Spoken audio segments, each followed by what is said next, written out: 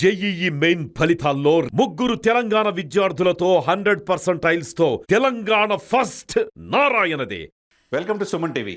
ఆయన చిరంజీవి, ఆయన అందరివాడు. ఎందుకంటే ఇండస్ట్రీకి పెద్ద. ఒక బ్లడ్ బ్యాంక్లో సేవా కార్యక్రమాలు చేసిన, ఒక ఐ బ్యాంక్ పెట్టినా, లేకపోతే ఒక ఆక్సిజన్ ఇది ఇచ్చిన కరోనా టైంలో ఏది చేసినా ప్రజల కోసమే ఆయన ఉన్నాడు.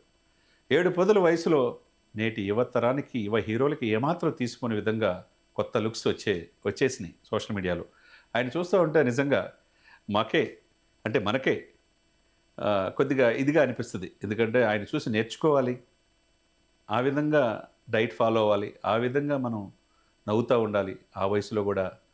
అంటే ఆ వయసు వచ్చేదానికి మనం ఎలా ఉంటామో తెలియదు, కానీ నిజంగా 7 పదుల వయసులో ఆయన చూసి నేటి జనరేషన్, నేటి హీరోలు అందరూ నేర్చుకోవాలి. ఎక్కడ తొనకని బెనకని వ్యక్తిత్వం. ఆ చెట్టు చిరంజీవి అయితే భవిత బంగారమే అన్నట్టు ఆ ఇంట్లో 7 హీరోలు, అందరూ అగ్ర హీరోలే. తండ్రికి మించిన కొడుకుగా గ్లోబల్ స్టార్గా ఎదిగిన, ఆస్కార్ రేంజ్కి ఎదిగిన మన రామ్ చరణ్ని మనం చూస్తున్నాం. రేపు పెద్ది ద్వారా రికార్డులు క్రియేట్ చేయడానికి జూన్ 4 రాబోతున్నాడు. ఇంకోవైపు అన్నను మించిన తమ్ముడుగా తను అన్న సాధించలేని రాజకీయాల్లో సక్సెస్ అయిన పవన్ కళ్యాణ్ గారిని మనం చూస్తున్నాం. దేశ ప్రధాని మోదీ గారు ఆయన ఇంటికి వచ్చాడంటే ఆ స్టేచర్ ఏంటో మనం అర్థం చేసుకోవచ్చు. ఇంకోవైపు మిగతా హీరోలు కావచ్చు, ఇప్పుడున్న మెగా ఫ్యామిలీ నుంచి వచ్చిన హీరోలు కావచ్చు, అల్లు అర్జున్ గారు కావచ్చు, ఈ మెగా కాంపౌండ్ నుంచి వచ్చిన హీరోలందరూ కూడా ఆయన చూసి నేర్చుకొని ఈరోజు అగ్ర హీరోలుగా కొనసాగుతున్న వాళ్ళే. ఎదిగే కొద్ది ఒదిగే లక్షణం చిరంజీవి సొంతం. ఇప్పుడు మెస్మరైజింగ్ లుక్స్లో ఉన్న ఆయన 7 పదులోనే వయసులో ఇలా ఉన్నాడంటే, ఇంకా అలరించడానికి, ప్రజల్ని మెప్పించడానికి సినిమాలు తీస్తున్నాడంటే ఏమనుకోవాలి. ఇప్పుడు నెక్స్ట్ బాబీ సినిమా ఉంది. బాబీ వాల్తెరు వీరయ్య ఎంత సెన్సేషన్ క్రియేట్ చేశారో మనం చూసాం. ఆ తర్వాత అనిల్ రావుపూడి ఏ విధంగా రికార్డులు క్రియేట్ చేసి 400 కోట్లు దాటిన సబ్జెక్ట్ తీసాడో మనం చూసాం. సంక్రాంతికి మనశంకర వరప్రసాద్ అని అందరూ అనుకున్నాం.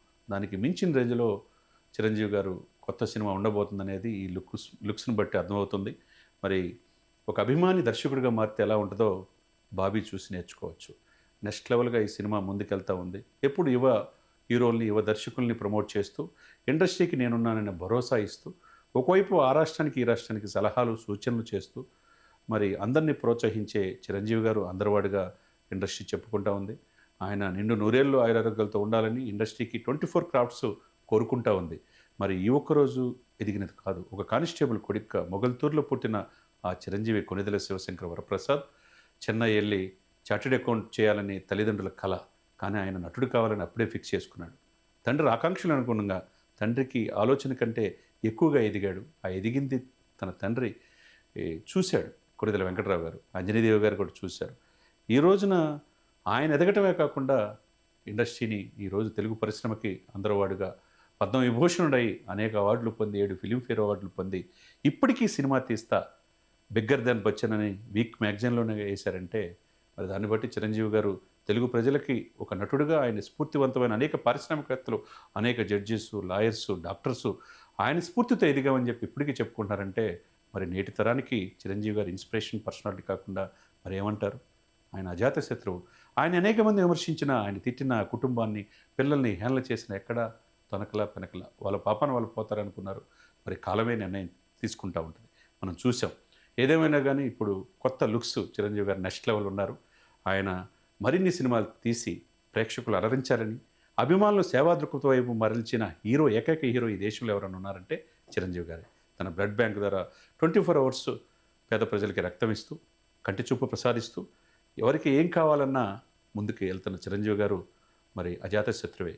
ఇంకా ఇవన్నీ కాకుండా పిల్లల్ని ఎడ్యుకేషన్గా ముందుకు తీసుకెళ్ళాలి, మంచి విద్యావంతులు చేయాలి, చదువుకి డబ్బు లేకపోతే అర్ధాంతరంగా ఆగిపోకూడదని చెప్పేసి త్వరలో ఎడ్యుకేషన్ ట్రస్ట్ కూడా ఒకటి ఏర్పాటు చేస్తున్నట్టుగా తెలుస్తుంది. అది కూడా ఉభయ తెలుగు రాష్ట్ర ప్రజలకే కాకుండా ప్రపంచవ్యాప్తంగా తెలుగు ప్రజలకి మేలు చేయాలని సుమన్ టీవీ సాక్షిగా మనస్ఫూర్తిగా మనం కోరుకుందాం.